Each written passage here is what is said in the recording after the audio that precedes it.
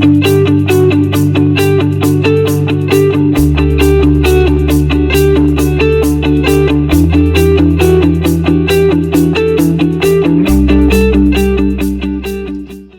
everyone, my name is Chris Glover and I support the energy recovery, restoration, and operations here at Airxchange.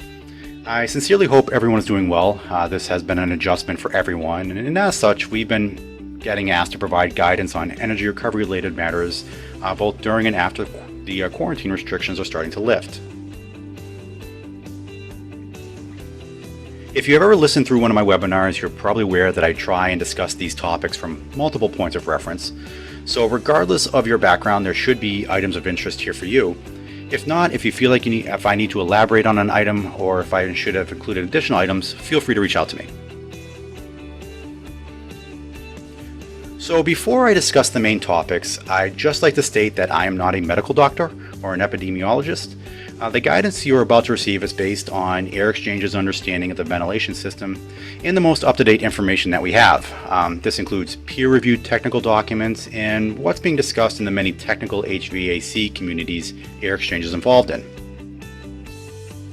So on the agenda today, we'll start with the operation of the ERV system. We'll then discuss the evaluation and inspection of the on-site ERV equipment, and then we'll end with the cleaning process, as that's really going to be a critical item for achieving a properly operating system.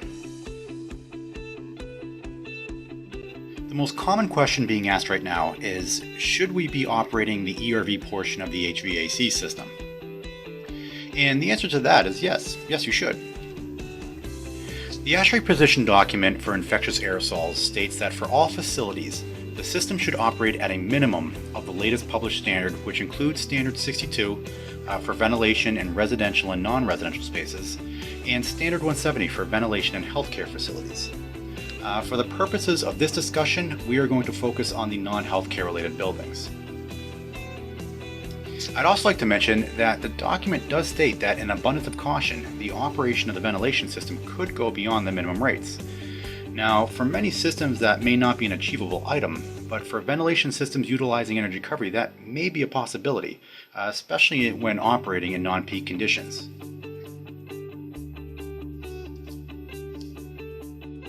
So at this point in time, there really isn't a wealth of information that's available that demonstrates how an infectious aerosol may travel through the HVAC system to other zones within the building.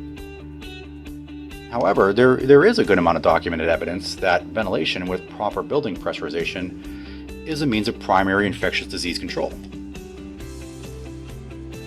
The current position documents from both the CDC and ASHRAE state that the system must maintain the minimum current published rates. However, they both mention that as best practice during this time, increasing the rates may result in an overall reduction in the infection rate. The chart to the left, which has been referenced many times over the year, is derived from the Riley-Nardell study and is often referred to as the Wells-Riley equation. And it presents a quantum of infection rate that decreases as the ventilation rate increases. Simply stated, as you double the ventilation rate, you cut the rate of infection in half. So while we discussed that the minimum rates may be adequate, there is strong evidence demonstrating that increased rates may further reduce the risk. So now that we have guidance on the operation of the ventilation system, the next question we often get asked is recirculation a concern? So in order to minimize that concern, we have to put things into context.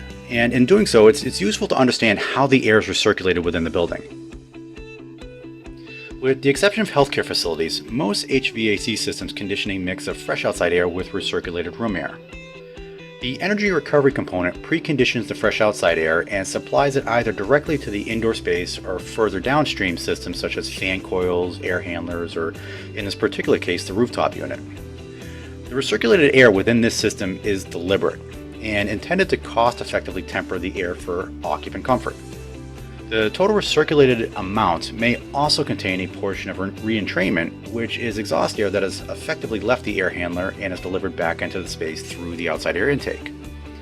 I'd also like to point out that in many buildings, the exhaust air and return air are serviced by the same duct. So in this case, the source and path of the recirculated air is the same regardless if you have an ERV system or not.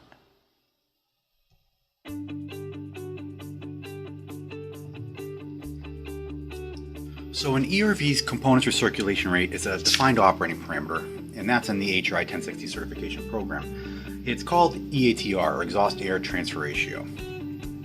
In systems that have been developed with good fan and system design, the EATR practice is to keep it under 5 to 10%, and generally in most systems it's 1 to 3%. So putting that into context, it's important to keep in mind that EATR is a function of the outside air volume.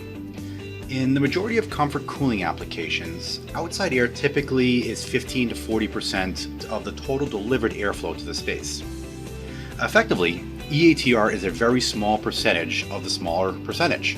So therefore, when you're looking at the total circulated air from an ERV, it's orders of magnitude smaller than the other elements of an HVAC system that recirculate air at a much higher rate. So if we examine the EATR and compared it to the total recirculated air to the space, ERVs are going to account for the lowest percentage of total recirculated air. And it's this reason that we've been kind of cautioning operators that bypassing or disabling the ERV system without a complete understanding of the system is most likely going to result in unintended consequences, such as loss of control over temperature and humidity, which may in fact favor the spread of viruses.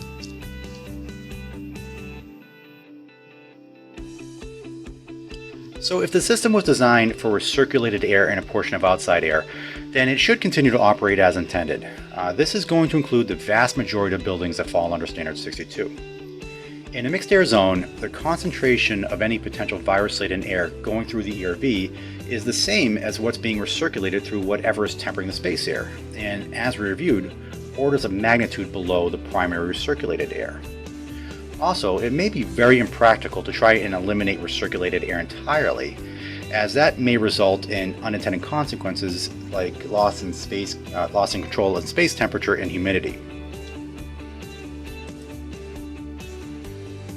The benefits achieved from operating the energy recovery device during this period are going to far outweigh the small risk of the recirculation of any entrained virus.